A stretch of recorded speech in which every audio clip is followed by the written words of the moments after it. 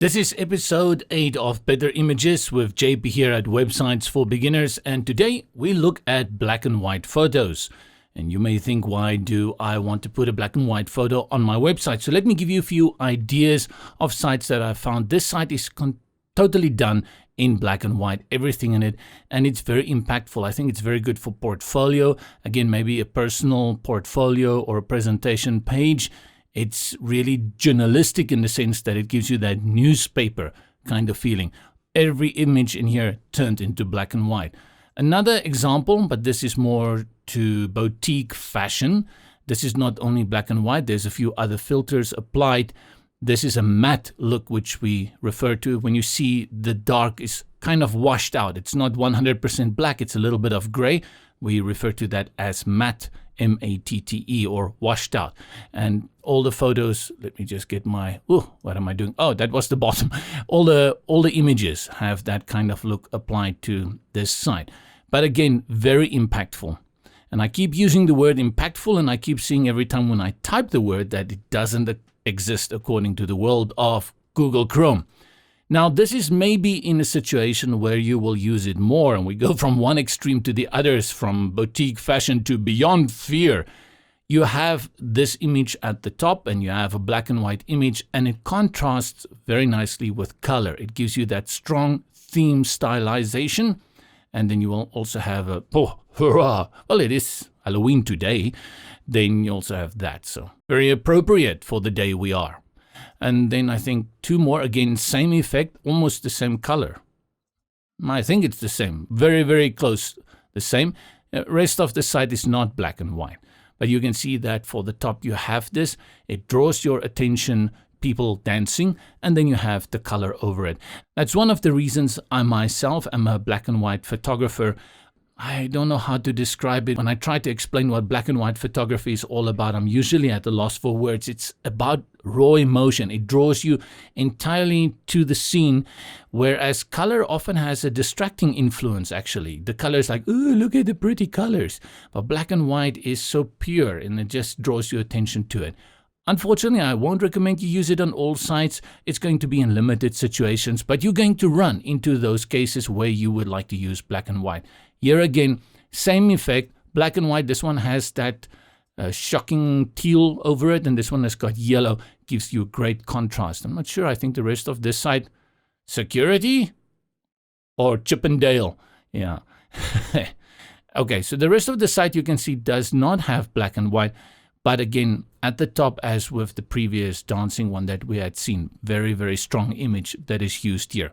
So let's open our friend TOPAZ Studio 2. And if you want to know more about TOPAZ Studio 2, check in the description below for the link. They've got quite a few of other plugins as well. Some of them we will cover here in this series in the weeks to come. The one you want to have as a go-to for easy manipulation of images is TOPAZ Studio 2. And you will learn in the next coming episodes what I mean by manipulation. This is not going to give you that detailed control like you will get in Photoshop, but it's going to apply artistic effects to your photos that will make it very different from other pages. And I've had some great success with it, with people who are very impressed. Am I blowing my own horn? Well, mama, if no one else is going to do it, who's going to do it? Right, let's bring an image, and I'm going to start off with this image to teach you just quickly a little bit about black and white. And to apply black and white to this image, you bring in a filter, and it's actually under Essential Filters, which TOPAZ Studio thinks it's a very important filter. And there you see black and white, and you apply it, and the image is black and white. And you say, good, right, let's export it. I've got my black and white image. Hold on, Bobby, not that fast. You see actually here in the right sidebar in the options, there is a lot of sliders over here. And you would at the beginning think, ugh, not all the sliders, man. But let's go through this systematically, and you'll soon understand why, if you just apply a black and white filter, you've only begun. You need to take a few more steps, and you need to think a little bit more about it to get the impact, to get that photo to look the way it should look in your mind. Now in TOPAZ Studio 2, to go to the original and come then to the filter, all you do with your cursor, you hover with the mouse over the image and you click. So I'm just clicking, and then you will see it says original here. And if I let go of my mouse, then it's back to the black and white. So before, after, and we can do that for the whole day, except we don't have time. So what I want you to observe in this photo, look at this photo and tell me immediately what is the main color that you observe in this photo.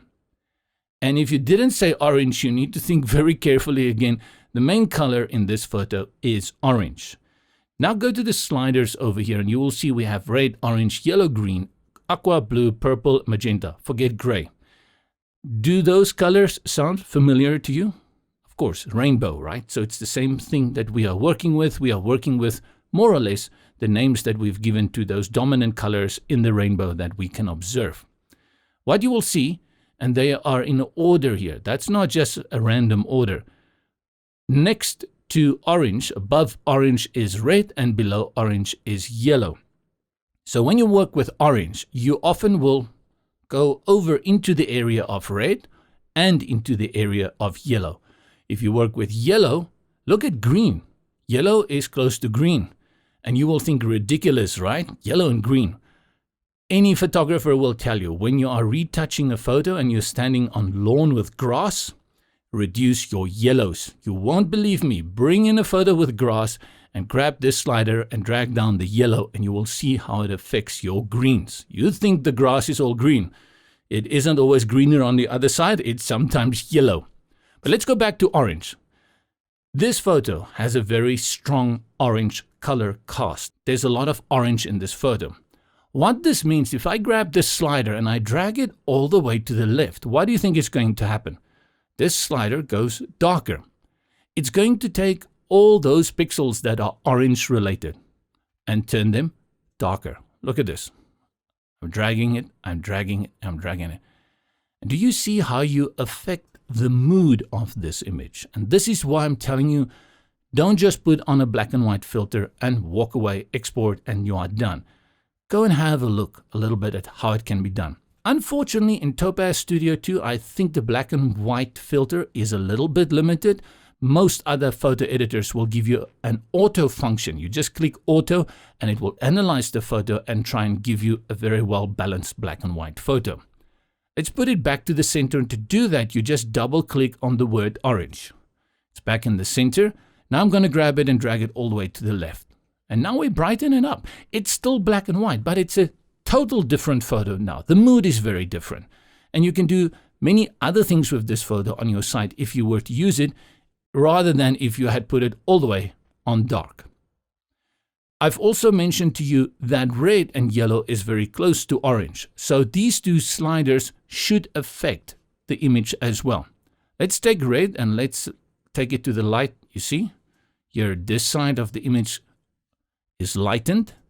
Let's take it darker and the opposite. And yellow, see yellow? Slightly up here in the arcs, you see more light coming through. Let me take it to the dark side. Over there you can clearly see. Oops, to the dark side. So because this image has got orange, yellow, and red, you can do a lot with it. Do you see any blue color in there? Do you see any green? And because you don't see it, when you go to these sliders, green, aqua, cyan, blue, and purple, you will see nothing will happen. I'm going to grab my blue slider all the way to the dark side, and we don't see any Sith Lord coming out. Nothing happens. Let's take it all the way to the light, same thing. And you'd be surprised. You would have thought all the colors of the rainbow are in this image, and they are not. It's basically only red, orange, and yellow. So bring in your black and white filter, check, play around with the sliders, and get the mood that you want. And once you have that mood, look how I'm darkening this side of the image, lightening this side. And once you have that, then you export it. If you're looking for something moody, you go the opposite direction, like this. Let's make it here. Okay. And this is just the beginning. I'm saying it's just the beginning because unfortunately when it comes to black and white, we actually add far more filters. Like for example, with this image, I will bring in a curves because this is my preferred style when I work with black and white, is to have a high key, a very strong no moody kind of image. Let me do that. Oh, this is white, sorry. And then here. Okay. And just by bringing in those extra filters on top of the black and white, I've taken the black and white image and I've given it much more punch. Good. Let's get rid of this image and I will show you one more image before we say goodbye, and it's this one over here. Let's add the black and white. And you will see the moment I add the black and white, this photo becomes very nothing special about the photo. What is powerful about this image when it is in color? Look at it, think about it again. There's the black and white. What is missing when you go to black and white in this image? And what is missing is the red umbrella. This photo's power lies in the focus that is drawn to this red umbrella. It's really the centerpiece of this image. And the moment you throw it into black and white, it's all gone. You still have the effect, but it's just very minimal. It doesn't do the same. So what did I tell you about color? How can I bring the point of the umbrella back? We go to the red slider over here. Now let's first do it the way that it won't work, and we grab it and take it all the way to the right. We lighten it up. Absolutely, it actually fades in more into the background. But look what happens when I drag it to the left. It gets darker and darker and darker to a point where it's ridiculously dark. But all the attention is back on the umbrella. So even now in black and white, it still looks pretty good. So let's have a look here at orange. You see here, this area of the image is affected by the orange. So to give more focus to the umbrella, let's lighten up that building more to the right. And I'm going to grab the yellow. Same. Oi, it's looking good, Derek. I really like it. You see, now we've got the focus going on there. And then for me to give it a little bit more, I will bring in a few more things. Let's see, focal blur. I think this is going to be an interesting one. And we'll work with these. I just want to have a look at that. Let's bring the blur down a little bit. And let's add another adjustment. I'm going to bring in my basic adjustment, where I'm going to bring down my blacks even more and increase the white. And then I'm going to add what we call a vignette. And I will just bring that spot down here. No, over there. Good. And that's how you work with black and white. So let's run through that procedure again. You bring in your image. After you've brought in your image, put on the black and white filter. And once you have put on that black and white filter, you play around with these sliders depending on the colors that you have and how prominent you want them to be. Sometimes they're not all going to look good, but this is where you have to start. In the next episode, let's mosey over there. I'm going to show you how you can make a black and white photo and make only the umbrella, the color red, stand out. So we're going to mask it so that you have a black and white photo, but a red umbrella. See you in the next episode.